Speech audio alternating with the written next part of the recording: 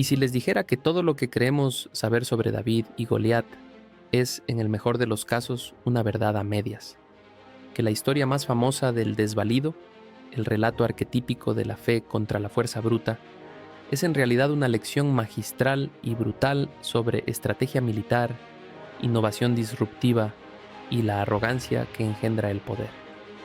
Hemos reducido un enfrentamiento de una complejidad táctica asombrosa a una simple fábula para niños, perdiendo en el proceso la verdadera genialidad del pastor que se convirtió en rey. Olviden por un momento la onda como un juguete y al gigante como un simple bruto. Estamos a punto de diseccionar el enfrentamiento más incomprendido de la historia, y al hacerlo descubriremos que el verdadero gigante en el campo de batalla no era el que todos pensaban. La escena está plantada en el valle de Ela, un teatro natural de colinas y tierra ocre. A cada lado de este valle, como dos bestias mirándose fijamente antes de atacar, se encuentran los ejércitos de los filisteos y los israelitas. La tensión es insoportable, un silencio cargado de miedo que se ha prolongado durante 40 días. El aire mismo parece vibrar con una parálisis colectiva. La razón de este estancamiento es un hombre, si es que se le puede llamar así. Cada mañana, desde el campamento filisteo, emerge una figura que parece arrancada de una pesadilla mitológica. Su nombre es Goliat de Gat. El texto nos dice que mide 6 codos y un palmo, una medida que lo sitúa cerca de los 3 metros de altura. Pero su tamaño es solo el principio de su aterradora presentación. Lleva un casco de bronce, una cota de malla del mismo metal que pesa más de 50 kilos, el equivalente a cargar con un adolescente encima. Sus piernas están protegidas por grebas de bronce, y una jabalina de bronce cuelga entre sus hombros. La lanza que porta tiene una punta de hierro que pesa más de 6 kilos, y delante de él camina un escudero, portando un escudo que por sí solo podría proteger a 2 hombres. Goliat no es un soldado, es una fortaleza andante, la encarnación del poderío militar filisteo, que dominaba la tecnología del hierro mientras Israel aún estaba anclado en la edad del bronce. Cada día su vozarrón retumba por el valle, lanzando el mismo desafío: elijan a un hombre que baje a pelear conmigo. Si él gana, seremos sus esclavos. Si yo gano, ustedes serán los nuestros. Es una propuesta de combate singular, una práctica común en el mundo antiguo para decidir un conflicto sin el baño de sangre de una batalla campal. Pero es, sobre todo, una guerra psicológica. Durante 40 días, Goliat ha destrozado la moral del ejército de Israel, humillándolos, exponiendo su impotencia. Ningún soldado, ni siquiera el rey Saúl, un hombre de gran estatura, se atreve a enfrentarse a la máquina de matar filistea. Es en este escenario de terror paralizante donde entra nuestro segundo protagonista, y no lo hace como un guerrero. David llega al campamento no con una espada, sino con pan y queso. Es el menor de 8 hermanos, un pastor enviado por su padre para llevar provisiones a sus hermanos mayores que están en el frente. Él no pertenece a este mundo. Su piel está curtida por el sol del campo, no por el reflejo del bronce pulido. Sus manos están acostumbradas a la lana de las ovejas y a la madera de su cayado, no a la empuñadura de una espada. Cuando oye el desafío de Goliat y ve el miedo en los ojos de los soldados de Israel, su reacción no es de terror, sino de indignación. ¿Quién es este filisteo incircunciso para provocar a los escuadrones del Dios viviente? Hay algo en su perspectiva de forastero que le permite ver la situación con una claridad que los soldados han perdido. Ellos ven una mole invencible de bronce y músculo. David ve a un blasfemo arrogante, emo. Esta diferencia de percepción es la clave de todo lo que está por suceder. Su confianza, que los demás confunden con la arrogancia de la juventud, proviene de una fuente completamente distinta. Cuando el rey Saúl lo interroga, David no habla de tácticas militares. Habla de su vida como pastor. Tu siervo era pastor de las ovejas de su padre, y cuando venía un león o un oso y tomaba algún cordero de la manada, yo salía tras él, y lo hería, y lo libraba de su boca. Él ha enfrentado a la muerte antes, no en la formación ordenada de un ejército, sino en la soledad salvaje del desierto. Y no lo hizo con una armadura, sino con astucia, agilidad y su arma de confianza. Aquí llegamos al punto de inflexión de la historia, el momento que a menudo pasamos por alto pero que contiene el genio estratégico de David.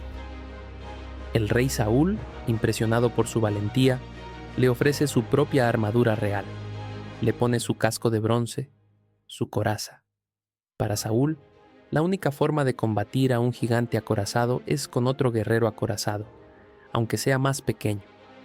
Es la lógica convencional, combatir fuego con fuego.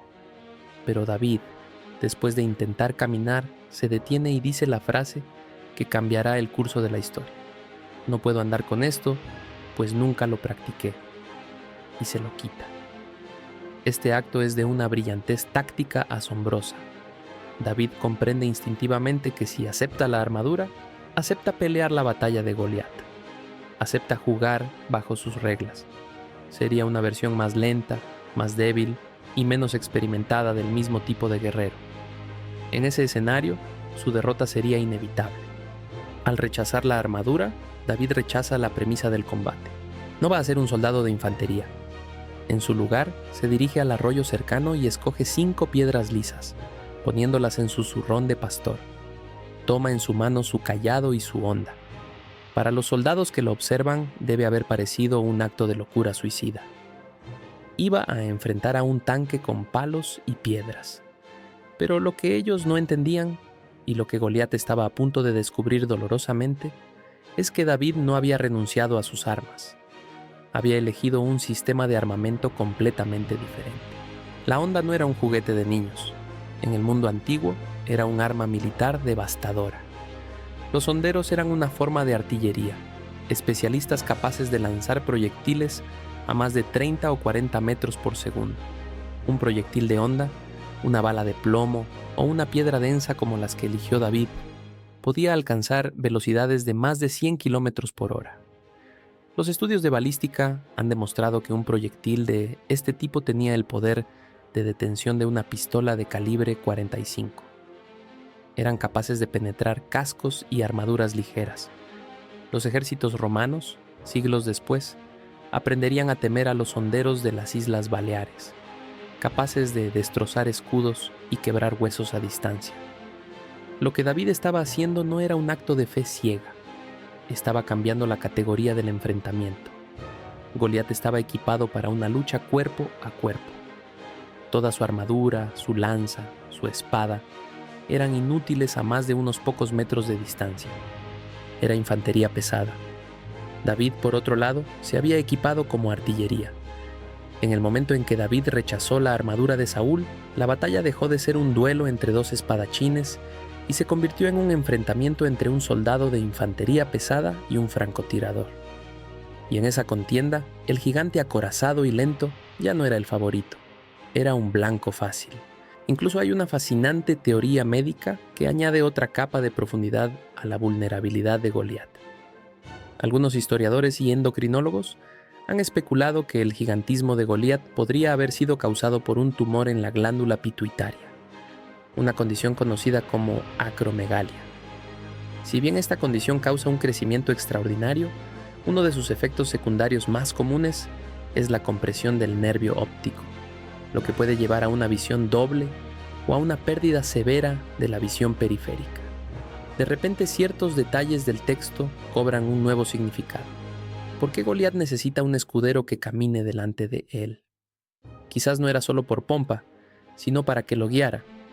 Cuando ve a David acercarse, Goliat le grita: ¿soy yo un perro para que vengas a mí con palos? Usa el plural, palos, aunque David solo lleva un cayado. ¿Podría ser que estuviera viendo doble? Su lentitud, su aparente falta de reacción ante un oponente que se mueve rápidamente, todo podría apuntar a un hombre físicamente imponente pero sensorialmente comprometido. Su mayor fortaleza, su tamaño, era la fuente de su mayor debilidad. El enfrentamiento final es casi un anticlímax por su brevedad y eficiencia. Goliat, cubierto de metal, se mueve pesadamente, insultando al joven que se le acerca. David, en cambio, corre hacia la línea de batalla. No espera, no duda, cierra la distancia, pero solo hasta el punto óptimo para su arma. Mientras corre, mete la mano en su zurrón, saca una piedra, la coloca en la onda y comienza a girarla, acumulando una velocidad y una energía cinética aterradoras. Goliat, con su posible visión deficiente, solo vería una figura borrosa y veloz. El único punto vulnerable en su armadura, en esa fortaleza de bronce, era la frente, el espacio desprotegido por el casco. David no apunta al pecho ni a las piernas. Su objetivo es preciso, quirúrgico. Libera la piedra. El proyectil vuela por el aire, un punto zumbante de fuerza concentrada, y se clava en la frente del gigante. El impacto es devastador. La piedra se hunde en su cráneo y Goliat cae de bruces. No hay un intercambio de golpes, no hay una lucha heroica de espadas. Es la ejecución fría y calculada de una estrategia superior. El gigante, el símbolo del poder invencible, es neutralizado antes de que pueda siquiera blandir su arma. David corre hacia él. Toma la propia espada del filisteo, una ironía poética, y le corta la cabeza, sellando la victoria más improbable y transformadora en la historia de su pueblo. La historia de David y Goliat perdura no porque sea un cuento de hadas sobre un milagro, sino porque es un registro brutalmente realista de cómo se gana cuando las probabilidades están en tu contra. No se trata de tener una fe ciega que te haga ignorar la realidad.